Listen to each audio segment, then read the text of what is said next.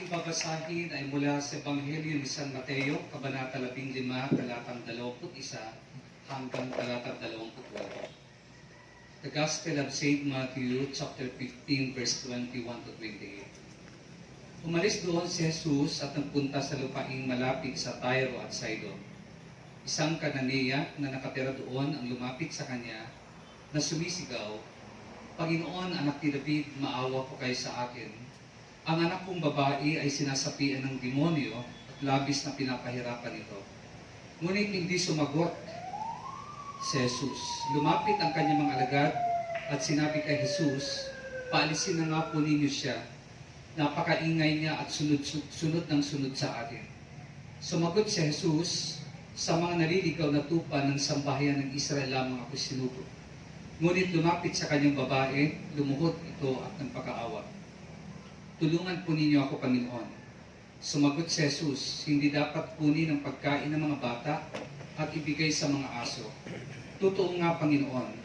Ngunit ang mga aso man po ay kumakain ng mumong nalalaglag sa hapag ng kanilang Panginoon." Tugon ng babae. At sinabi sa kanya ni Jesus, "Napakalaki ng inyong pananampalataya. Mangyari ang hinihiling mo." At noon di gumaling ang kanyang anak. Mga magulang at kapatid, ito po ang mabuting balita ng ating kaligtasan. Puri ka namin, Panginoon. Salamat natin ang Diyos. Hallelujah. Mga kapatid, bago tayo maupo, gusto ko munang magbigay ng tribute sa mga nanay na nandito ngayon. At dahil alam ko na ang mga mother ay dapat i-honor. Dahil sabi ng Bible yan sa commandments. So, habang kayo nakatayo, mayroon akong ipapaawit sa choir. At habang umaawit, atin lang namnamin ang kantang ito. Dahil ang ating pag-uusapan ay tungkol sa isang nanay.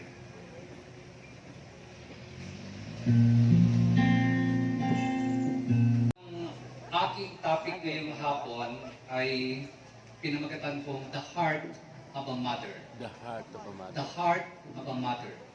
Ang puso ng isang nanay.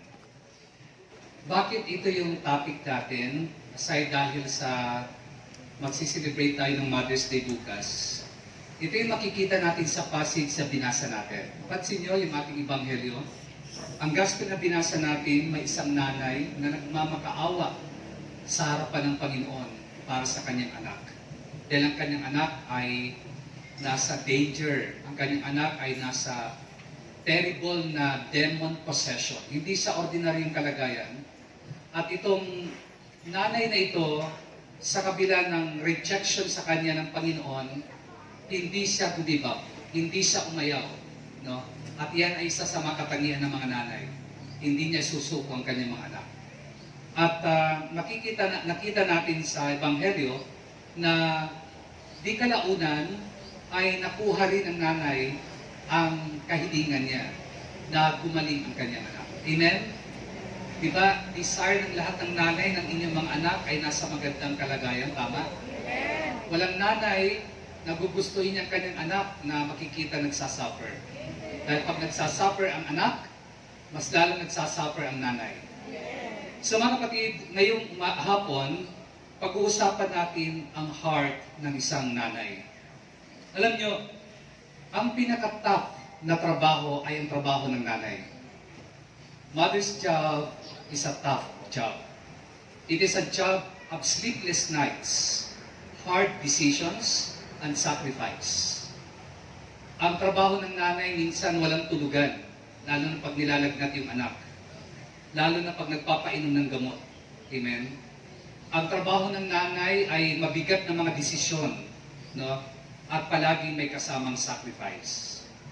At madalas, ang trabaho ng nanay, ito yung thankless job. Ito yung trabaho na minsan hindi napapasalamatan. Ito yung trabaho na many times you go unrecognized. Ito yung mga trabaho na hindi na-appreciate, mga kapatid. But the heart of the mother continues to love and care. Kahit hindi sila ma-recognize, kahit hindi sila mapasalamatan, nagpapatuloy sila sa pagmamahal at pagmamalasakit. The heart of a mom or mother Alam niyo, ginamit ng Diyos, God has used the special love of a mother caring for her children. Alam niyo, ang job description ng mother ay napakarami.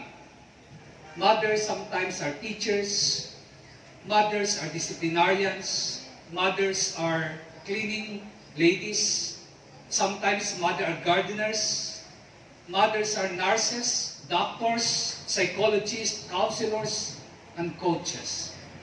Yan ang mga nanay. Ang job description nila napakarami. Amen? They need to function on little sleep. Kahit kulang ang tulog, kikilos sila. Magtatrabaho sila. They need to be up before the kids and go to bed after them. Ang mga nanay, unang magigising, huling matutulog. Mga kapatid, at ang mga nanay, ma-observe nyo, kapag sapat lang pagkain, sasabihin nila busog sila. Para ma-share lang ang pagkain na para sa kanilang mga anak. Ganon ang mga nanay. Ang mga nanay, ang tagasalo, pag sumusuka ang anak, sasaluhin ng kamay. Amen? Being a mother is tough. Alam ko maraming mother, minsan nafe-feel ninyo undervalued, unappreciated, unrecognized. Minsan, ang inyong feeling, parang may mga time, di nyo maramdaman na mahalaga kayo. Mula sa inyong mga anak, they don't sometimes recognize all that you do. From your husband, sa mga asawa ng lalaki, sometimes they don't appreciate all that you do. At kahit minsan sa mga lipunan, sa society, minsan hindi binavalue ang role ng isang mother. Pero alam nyo, itong nakita ko, God has designed the heart of a mother to be a reflection of His own heart. Ang ating Diyos, madalas niyang inahalin tulad ang kanyang pagmamahal sa pagmamahal ng isang nanay. Mababasa yun sa Bible. Maraming verse sa Bible nagpapakita na inihahalin tulad ng God ang kanyang puso sa puso ng isang nanay. For example, Isaiah 66 verse 13. As a mother comfort her child, so will I comfort you. Kung papaano isang nanay ay nag-aaliw sa kanyang anak, ako na yung Diyos ay aaliwin kita. Kaya ang mother, ang heart ng mother, ay reflection ng heart ng Diyos. Amen? Alam niyo, sa ating binasang gospel, ang nanay dito, she was a Canaanite woman. Alam niyo ba yung Canaanite? Ang Canaanite, mga Gentile sila, hindi sila mga Jew. At madalas, they were not respected by the Jews and they were even despised. Tinatakwil sila ng mga Hudyo. But this mother's heart was for her daughter. She was willing to go to someone she thought would despise her because she saw it as the only hope for her daughter. Handa siyang mapahiya, handa siyang mainsulto, handa siyang itakwil, makakuha lang siya ng kunting pag-asa para sa kanyang anak na gumaling. Bakit? Sapagkat Canaanite siya, sila Jesus ay Hudyo. Ang mga Jew, usually dinidespise nila ang mga Canaanite sa mga Gentile. Pero willing itong babaeng ito, itong nanay na ito, na mag-sacrifice. Willing ang nanay na ito na mapahiya, ma-insult. In fact, kung babasahin natin tuloy-tuloy mamaya, makikita ninyo na may rejection sa part ng Panginoon. Hindi siya agad pinagbigyan. Pero ginawa ng nanay nitong lahat. Makamtan lang ang kagalingan para sa kanyang anak. Amen? Amen. Now, mag-share ako sa inyo ng 5 characteristics ng mother's heart. 5 katangian ng puso ng isang nanay na makikita natin sa gospel na ito. Una, the first thing we see is that the heart of a mother is caring. The heart of a mother is caring. Nagkikare, umaaruga, nangangalaga, nag-iingat, Bakit? Tingnan niyo sa verse 22, sa unang part. A Canaanite woman from that vicinity came to him, crying out, Lord, Son of David, have mercy on me. So, makikita natin, nagmamakaawa itong nanay because she cared for her child, for her daughter. Tingnan nyo ha, in the face of being despised, she goes to Jesus because she cares greatly for her daughter. Kahit na siya'y mapahiya, kahit na siya'y itakwil, di ba sabi pa nga ng mga disciple, patahimikin yan, maingay yan, pauwiin mo na lang yan, Panginoon. Pero handa siya, sapagkat ang kanyang daughter, ang kanyang anak na babae is suffering, so she is suffering too. Siya man ay nagsasuffer. Mapapansin ninyo, nung sinabi niya kay Jesus, have mercy on me. Hindi niya sinabi, have mercy on her. Have mercy on my child, on my daughter. Hindi, have mercy on me. Gano'n na lang pag-care niya sa kanyang anak na mayroon siyang empathy. Diba? Pag sinabing empathy, iba yan sa sympathy. Kasi ang sympathy, naiintindihan mo yung nararamdaman ng iyong kapwa. Pero pag sinabing empathy, nararanasan mo yung nararanasan niya. So this woman, this mother, mga kapatid, kaya sinabing she cares so much that there is this empathy is that she suffered alongside her daughter even though she herself is not demon-possessed. Hindi siya ang demon-possessed. Ang demon-possessed ang kanyang anak. Pero manonotice ninyo anong sabi niya kay Jesus, have mercy on me. Dahil nagsasuffer din siya. Yan ang empathy.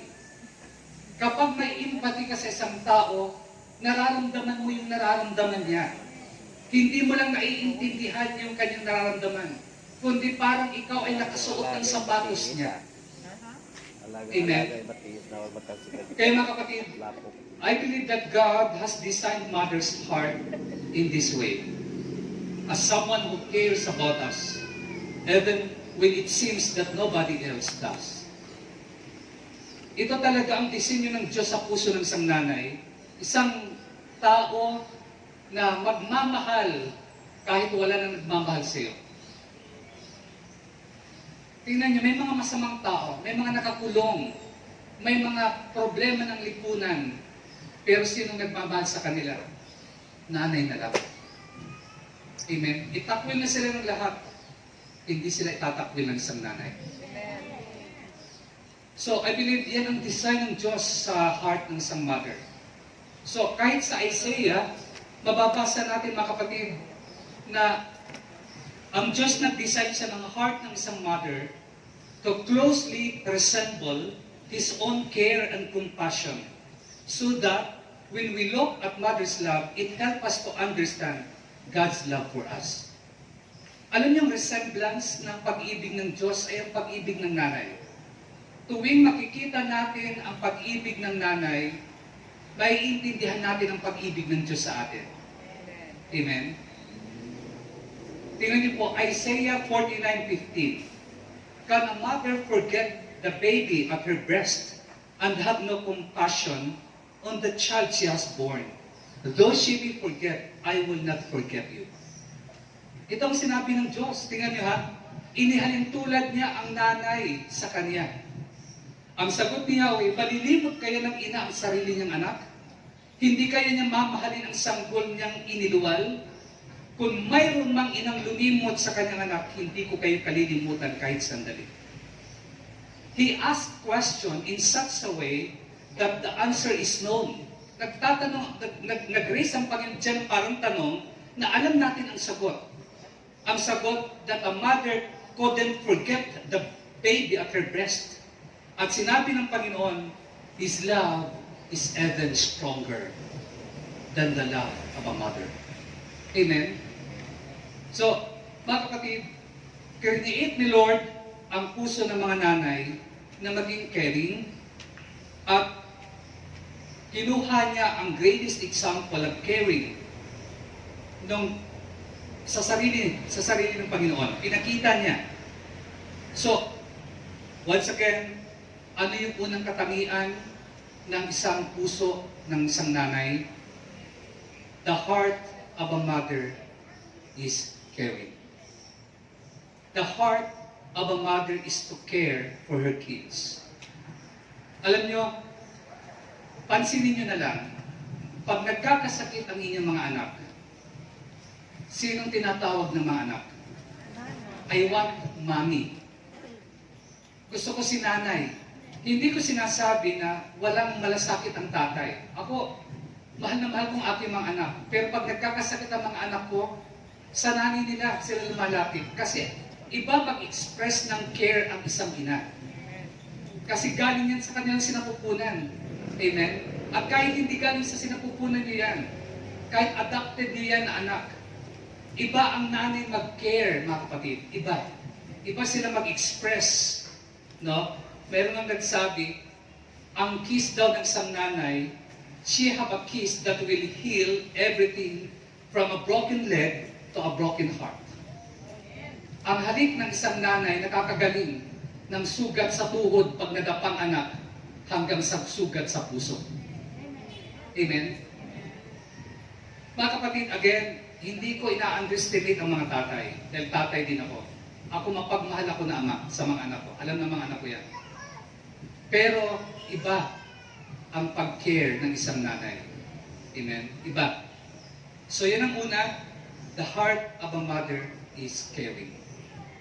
Number 2, na makikita natin sa gospel na ating binasa, the heart of a mother is discerning.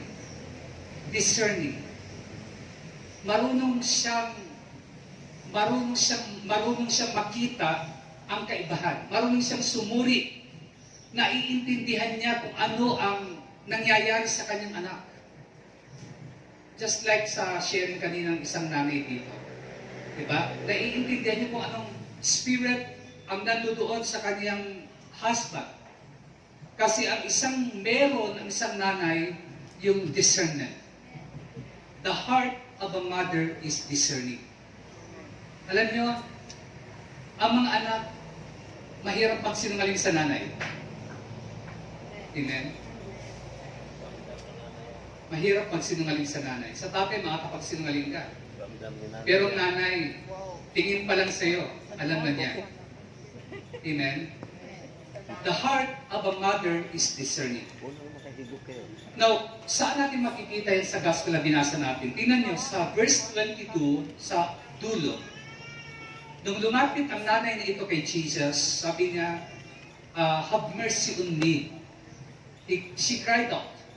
Dun sa dulo sabi niya, my daughter is suffering terribly from demon possession. My daughter is suffering terribly from demon possession.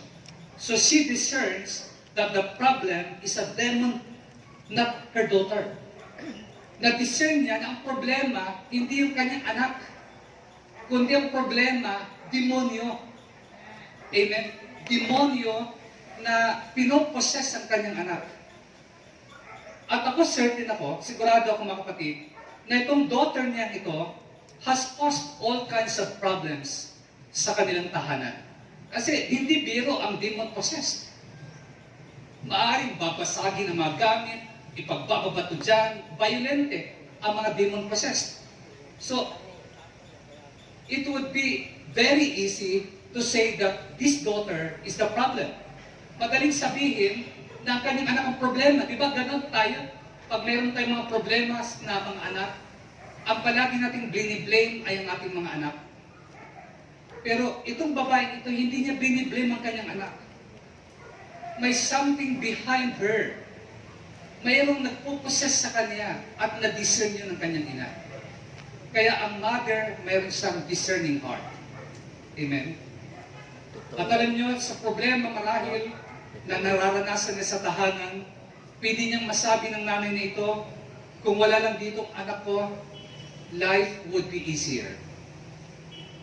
Pero, this mother is discerning that there is an underlying issue that is causing the problems. Alam ng nanay na ito na mayroong underlying issue na nagkukos ng problema.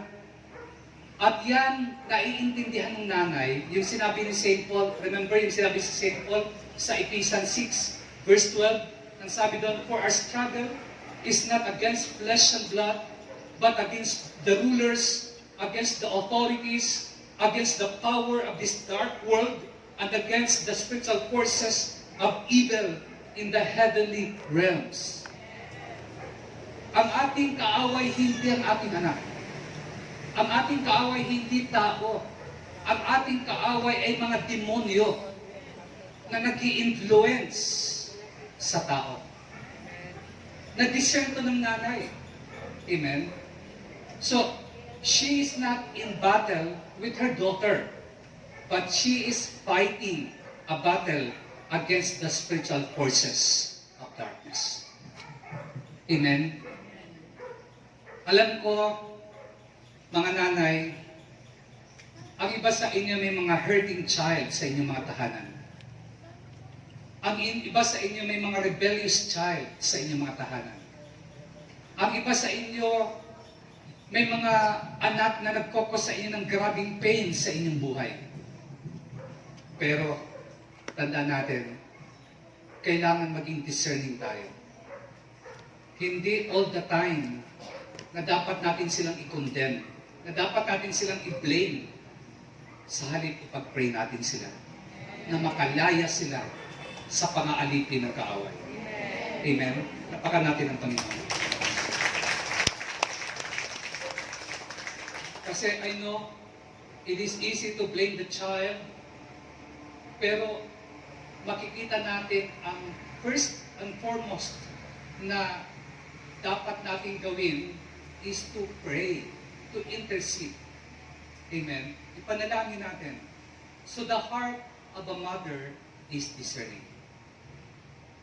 Number 3, na makikita natin sa gospel na ating binasa, na heart ng isang nanay, the heart of a mother is helpful. Helpful. Matulungin, madamayin, handang umagapay, handang tumulong. Yan ang puso ng isang nanay. Helpful. Amen? Mababasa natin sa verse 25 ng gospel na binasa natin. Matthew 15:25. The woman came and knelt before Jesus at sabi niya, "Lord, help me," she said. Lord, help me. Manunotice ninyo na ang mother na ito nag-expend siya ng effort to help her daughter with this issue. Nag-expend siya ng effort para matulungan lang ang kanyang anak. Hindi siya matahimik, hindi siya naging silent, hindi siya umupo lang. Nag-expend siya ng effort para matulungan. While she is discerning of the problem and its cause, she now seek out what she can do to help.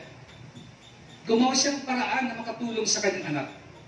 And she had heard about Jesus and who He was, sino ba itong Panginoon, and the things that He was doing. Ano ba ginagawa ng Panginoon ito? So she wanted to find the help that her daughter needed. Kailangan niya ng tulong para sa kanyang anak. Kaya she expended effort toward being helpful. Pati maaring di niya alam kung anong gagawin niya at first, pero nasa isipan niya, no, kapag mayroon akong narinig na naghihimala, gagawin kong lahat. At probably, narinig niya ang Panginoon. Bakit? Kasi ang Panginoon mababasa natin sa Luke 6 verse 17. By the way, itong pagtagpo na ito, nangyari ito sa Tyre and Sidon. Ang Tyre and Sidon, ito'y kilala sa mga demon possessions. Alam niyo ba kung nasaan yung lalaki na nakatira sa libingan? Nandun sa lugar na ito, Tyre and Sidon. Kasi ito'y lugar na maraming pagans. Alam niyo kung saan maraming mga pagano, mga sumasamba sa Diyos-Diyosan, doon ang demonyo nagpipesta. Amen? Kaya huwag kang mag-expect ng kabanalan sa mga taong namumuhay sa hindi tama. Amen? Meron na nagsabi, gusto mo matagpuan malalaking isda, pumunta ka sa malalim na dagat, hindi sa mababaw. Kung mababaw ang isang Kristiyano, don't expect na gagamitin ka ng Panginoon. So ito, ang mga taong sa Tyre and Sidon, dahil hindi sila nagpapagamit sa Diyos, kundi sila yung mga pagan. So, expected na paglalawan sila ng demonyo. Kaya ito nangyari. Pero ang Panginoon, kahit ano pang sitwasyon mo, kapag mayroon kang personal encounter with Jesus, walang demon possession na tatagal. Kaya kang palayain ng Panginoon. Amen. Nothing is too hard for the Lord. Nothing is impossible with God. Ang imposible sa tao, sa Diyos walang imposible, mga kapatid.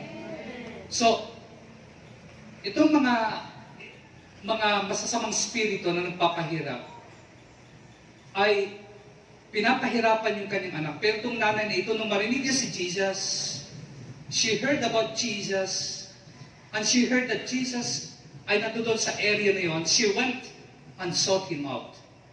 She was willing to do whatever it took to help her loving daughter. Amen? Matulungan lang ang kanyang anak. Diba, sa mga nanay dito, pag mayroon kayong mga sakit, may mga sakit ang inyong anak, minsan dadalhin sa doktor, at hindi gagaling. Diba, lahat ng paraan ginagawa niyo mga nanay, magtatanong kayo sa, mag-aano kayo sa Google, internet, para malaman kung anong mga herbs sa pipili sa inyong anak, no? Magtatanong kayo sa mga kaibigan, kasi ang isang nanay, hindi siya titigil. Kasi puso yun ng isang ina, ang pagiging maaruga at matulungin. Yung handa palaging tumulong sa kanyang mga anak. Amen? Yan po, they are expending effort to do what they can to help. Amen?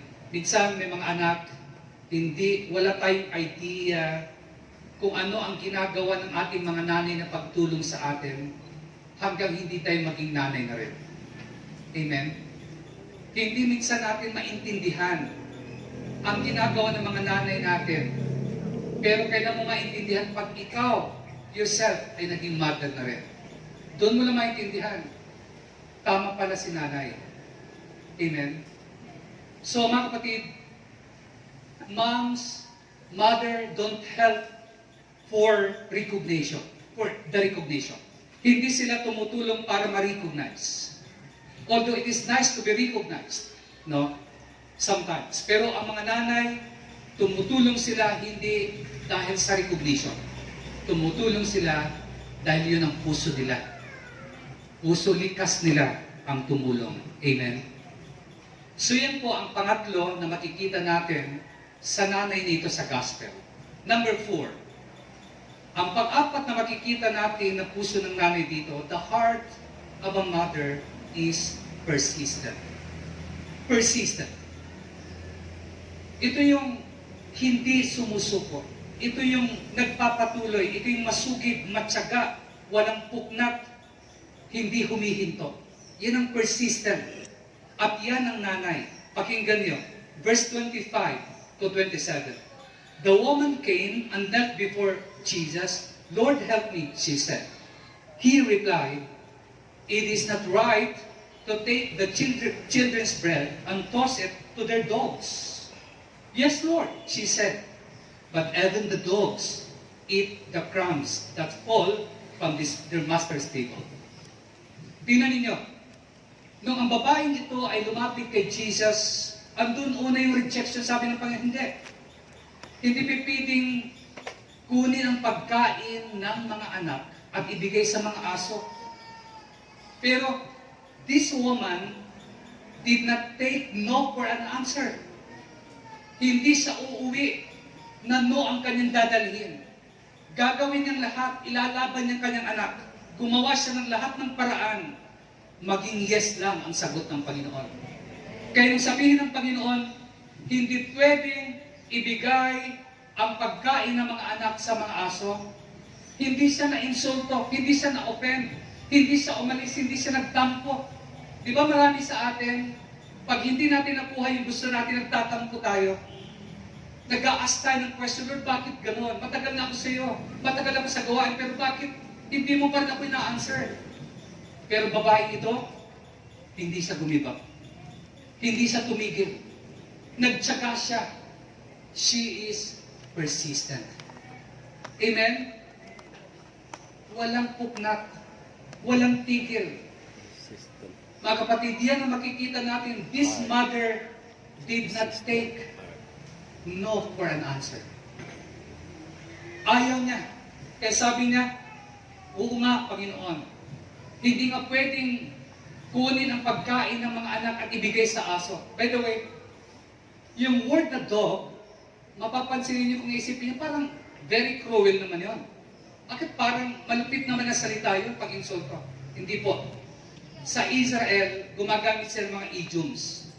Gumagamit sila ng mga paraphrase. Ang mga Israelite, mahilig sila gumawa ng mga salitang talinghaga. Ang dog dyan sa Greek ay konarion, nang ibig sabihin ay household pet. Household pet. Alam nyo, ang mga Gentiles sa unang panahon, tinuturing silang dog. Bakit? At hindi household dog ha, mga street dogs ang mga Gentiles. Pero yung binanggit dito ng Panginoon, hindi pwedeng ko yung pagkain sa mga dog, hindi ito street dog, kundi ito yung household pet, kunarion sa Greek. Nang ibig sabihin ng Panginoon dito, ang mission niya dito sa lupa ay para sa mga Jew. Dahil ang salvation galing sa mga Hudyo. Yan ang una, yan ang priority ng Diyos mga Hudyo. Pero dahil sa grace of God, nagkaroon ng extension hanggang sa atin ng mga Gentiles. Amen. Yan ang ibig sabihin. Hindi pang-iinsulto yun. Ang sabi doon ng Panginoon, uunahin ko muna ang mga Hudyo bago kayo. Kasi silang priority ko. Pero dahil sa great faith ng babae ito, ano sabi niya? Yes, oo nga po. Dapat talagang unahin ang mga anak kumain.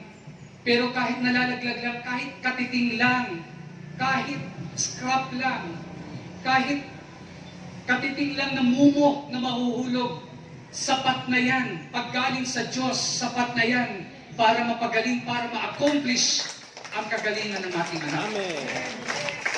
Alam niyo yung pananampalataya, di naman kailangan ng malaki. Sabi nga ng Bible, kahit mustard seed lang na faith. Amen? Itong nanay na ito, naniwala siya na kahit katiting lang, kahit crumbs lang, kahit scrap lang, na mahulog lang galing sa Diyos, sapat na para pagalingin ang kanyang anak. Mayroon ba kayong gano'ng pananampalataya? Na naniniwala kayo kahit sa pagpunta nyo pa lang dito, pag-apak nyo pa lang, may himala ng gagawin ng Diyos sa buhay ninyo.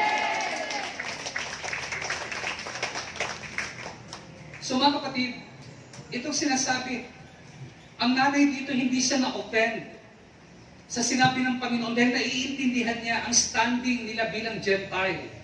Amen? Sa halip, ginamit niya yung analogy ng Panginoon. Ginamit niya the same analogy ng Panginoon patungkol sa household pet. Kayo, di ba? Ako meron kaming household pet. Meron kaming aso sa bahay.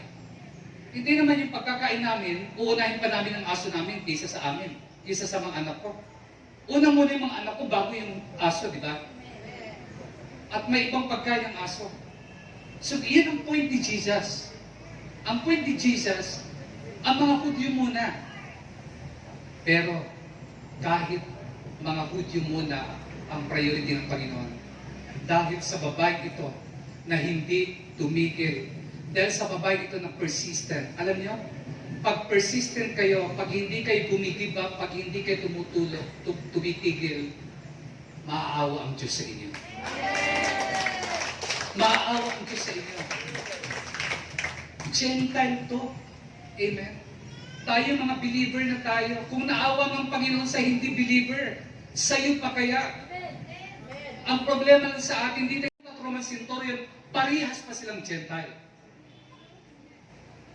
Amen. Mga kapatid, they are both Gentiles and they recognize that Jesus truly has all authority. Isang Canaanite at isang Roman Centurion na mababasa natin sa Matthew 8:5-10, no? Parihas sila, no? Na-recognize nila ang Panginoon at nagkaroon sila ng great faith. Alam niyo, nakita ko dito, kung gusto mo magkaroon ng faith, kung gusto mo magkaroon ng great faith, dapat mo ma-recognize kung sino si Jesus. Dapat mo ma-recognize kung anong magagawa ng Panginoon na ito. Amen? Kaya minsan maliliit ang nangyayari sa buhay natin kasi maliit din ang tingin natin kay Jesus. Pero kung malaki ang tingin natin sa Panginoon, malaki din ang kanyang gagawin sa buhay natin. Amen? They were full of faith. And to be full of faith, two things are needed. One, we need to recognize who we are in ourselves. Yan ang nakita ko sa dalawa. Di ba sabi ng babae, upo, aso lang ako. Pero kahit mong malalaglag, kukunin ko. Nirecognize siya kung sino siya. Then ang centurion, ang sinabi niya, I do not deserve to have you come under my roof. Alam niyo, ang unang bagay to be full of faith, una, we need to recognize who we are in ourselves. Sino ba tayo? Huwag tayong magmalaki. Huwag tayong maghambog. No? Lahat tayo undeserving, unable, unworthy. Lahat tayo. Amen? Yan ang una para magkaroon ka ng full of faith. Kilalanin mo sarili mo. Hindi ka deserving. Then pangalawa, we need to recognize who Jesus is, yung sabi ko kanina. All-powerful God of the universe who can do all things. Amen? As we recognize those two things and exercise our faith, it will grow and we can pass this on to our children. And truly, they will have an impact, no, sa generation na ginagalawan nila. Ipapasa natin ang pananampalataya nito sa ating mga anak. Amen? So mga kapatid, kaya yan po ang nakita ko dito sa nanay dito. Yung 5 bagay na katangian ng puso ng isang nanay. Gusto kong magtapos mga kapatid sa acrostic word ng mother. Yung acrostic word ng mother. Pag sinabing acrostic, yung mga ini-stand sa bawat letter. Ang word ng mother ay mayroong 5 letter. Letter M, O, T, H, E, R. Mother. Tama ba? 6. 6 pala, sorry. 6 na word. Na letter pala. So, gusto kong magtapos dito. Nabasa ko lang ito pero ako'y na-amaze at naniniwala ko dito. Ang word na mother, ito yung acrostic niya. First letter is letter M. M is for the million things she gave. Alam niyo ba ang nanay, hindi lang isa ang binibigay. By nature, ang nanay giver. Binigay niya ang sarili niya sa asawa niya para mag-conceive siya ng baby.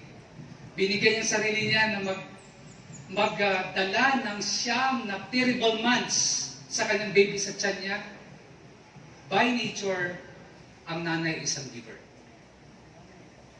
M stands for the million things she gave. Amen? Mayroon nga nagsabi, man's work is from sun up to sundown. A woman's work is never done. Ang trabaho ng lalaki, wala pagsikat ng araw hanggang paglubog. Pero ang trabaho ng babae, lumubog ng araw, hindi pa natatapos. Amen? Hindi pa natatapos. Tulog na ang asawa, naghihilik na ang asawa, may ginagawa pa rin ang nanay. Million things she did. Amen? Nagliligpit, nag-aayos, nagpre-prepare ng mga baon para kinabukasan, mag-tutor pa, lahat gagawin. Naalala ko yung isang teacher na nagbigay siya ng lesson sa kanyang mga second grader na mga pupils. Ang kanyang lesson is about magnet. Alam niyo yung magnet? Yung magnet. So, at paano ang function ng magnet? The next day, nagbigay yung teacher ng written test. At in-include niya sa question, ang sabi doon, my full name is 6 letters. The first one is M. I pick up things, what am I? Alam niyo, yung sagot ng mga bata, 50 sa sumagot ay mother ang sagot. Pero magnet yun. Bakit? Dahil doon sa I pick up things. Sino ba nagliligpit sa mga kalat sa bahay? Amen? Parang magnet. Amen? Sabi nga ng Proverbs 31:14, tulad ng isang barkong puno ng kalakal, siya nag-uuwi ng pagkain mula sa malayong lugar. Verse 15 ng Proverbs 31, bago pa sumikat ang araw, ay inihahanda na ang pagkain ng buong niyang sambahayan, pati ng gawain ng makatulong sa bahay. Proverbs 31 verse 27, she watches over the affairs of her household and does not eat the bread of idleness. Hindi siya kumakain ng pagkain ng isang tamad. No? Hindi ibig sabihin, kumbaga, ato yung sipag, mga kapatid. Hindi siya idle ang isang nanay. And next letter is letter O. O, only that she is growing old. Mother, letter O, only that she is growing old. Mga kapatid, ang pinapakita dito, ang nanay hindi palaging malakas. Ang nanay, gusto man niyang mag-alaga sa iyo, tumatanda rin siya. Amen? Only that she is growing old. Hindi siya palaging bata. Hindi siya palaging malakas. Kasi gusto niya mag-alaga, pero ang katotohanan siya ay humihina. Yan ang reality ng mga mother. Mayroon ba tayong ginagawa para makabawi sa kanila? I'm asking you, mga anak, mayroon ba tayong ginagawa? Ang nanay natin hindi palaging malakas. Darating kamihina sila. Nakakabawi ba tayo? Amen? Mga kapatid, sabi nga ng Bible, Proverbs 23:22, listen to your father who begat you, and do not despise your mother when she is old. Do not despise your mother when she is old. Amen? Huwag niyo siyang pagsasalitaan dahil matanda na siya, mahina na siya. Amen? Maraming ganun. Dapat kung paano siya nag-care sa atin ng baby, nagtyaga siya pagpalit ng mga diaper, dapat tayo pag tumanda ng ating mga nanay, huwag nating iasa sa makakatulong. Tayo mismo first hand, magpakita ng malasakit, pagbawi sa kanila. Amen? Palapakan natin ang Panginoon. Sorry, nagiging emotional ako. Do not despise your mother when she is old. Amen? Huwag natin silang kalilimutan pag matanda na sila.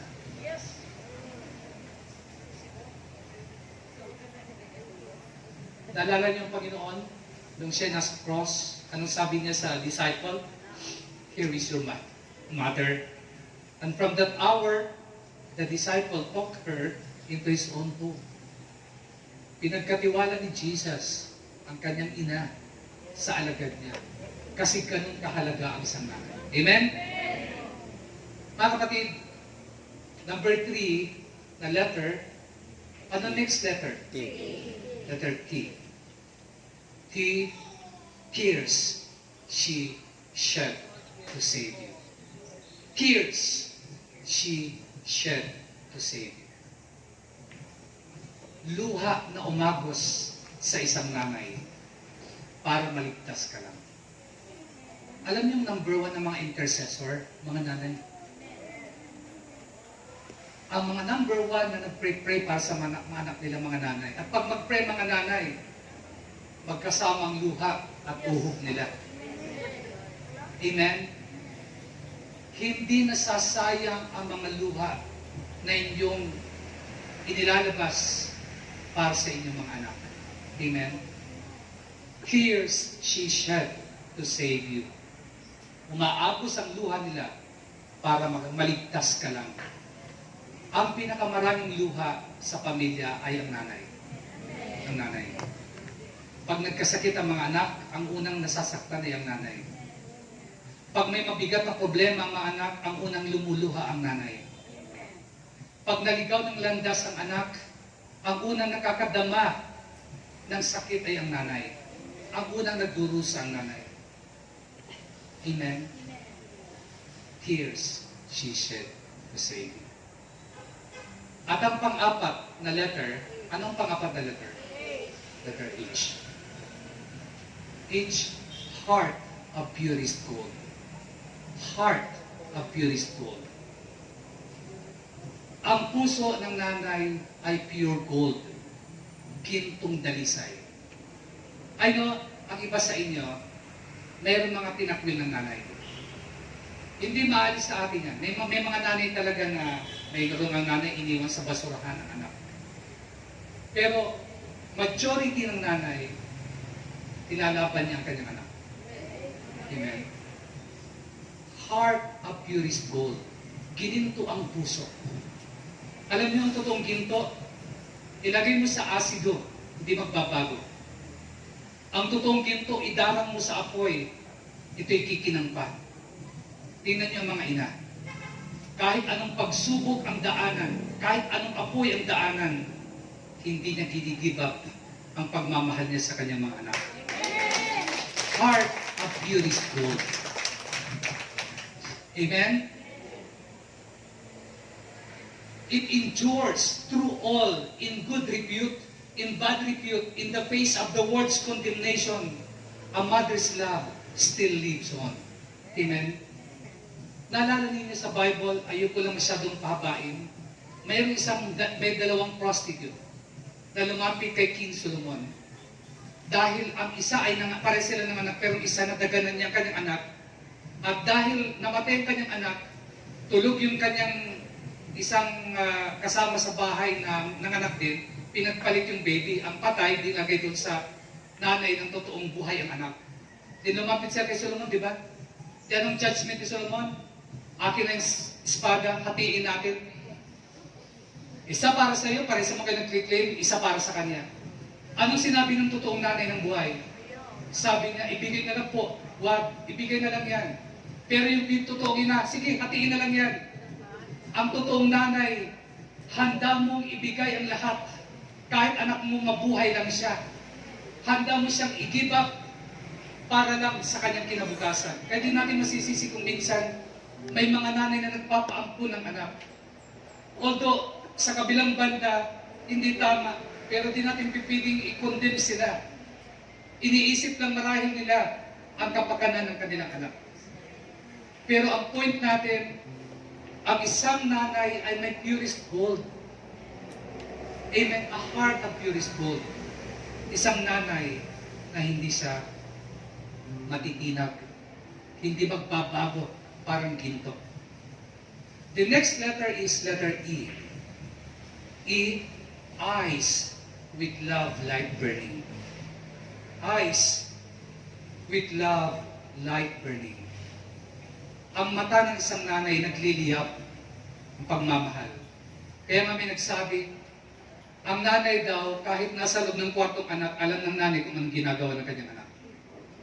Nakikita niya ang kanyang mata. Nakikita niya kahit natatakpan ang kanyang anak. Ganun ang mga nanay. Amen? 1 Corinthians 13 verse 8, love never fails. Alam niyo, the closest tie on earth is a mother's love for her child. May mga unnatural mothers, yung sabi ko kanina, may mga nanay na nag-step sila sa kasalanan, sa iniquity, at minsan ang kanilang mga sariling anak ay binababayaan nila. Pero ito yung aking nakita. A true mother will never turn against her own child.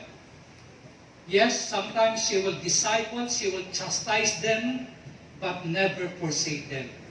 Ang isang nanay, minsan maingay lang yan. Minsan, magdidisiplina siya, pero hindi niya tatalikuran ng kanyang anak. Amen? Nalala ko yung sabi ni Abraham Lincoln, all that I am today, I owe to my angel mother. Kung ano ako ngayon, sabi ni Abraham Lincoln, utang ko sa aking nanay. Amen? Isaiah 49:15, can a mother forget the baby at her breast and have no compassion the child she has born? Though she may forget, I will not forget you. See, I have engraved you on the palms of my hands. Your walls are ever before me. At ang last na letter sa word na mother is letter R. Ano yung letter R? Right and right shall always be. Ang mga nanay, palaging tama yan kahit mali sila. Mothers are always right even when they are wrong. Ang mga nanay palaging tama kahit mali ang sabihin nila o gawin nila, sa bandang dulo tama pa rin. Bakit nila ginagawa yun? Makinig kayo. Nabasa ko kay Philip Yancey tungkol sa kanyang nakita sa isang African safari. Sa isang African safari, mayroong isang mama giraffe, yung nanay na giraffe.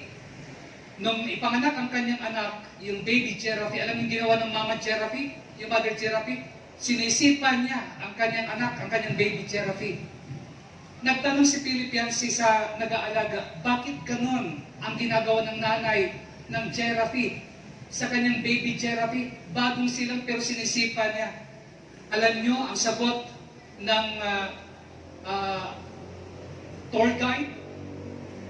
Kasi habang sinisipan ng nanay, dadada pa yung kanyang baby, natutumba, sinisipan na naman ang mother giraffe. Alam niyo, di kalaunan, mga pangalawa, pangatlo, pang-apat na sipa, tumakbo yung giraffe.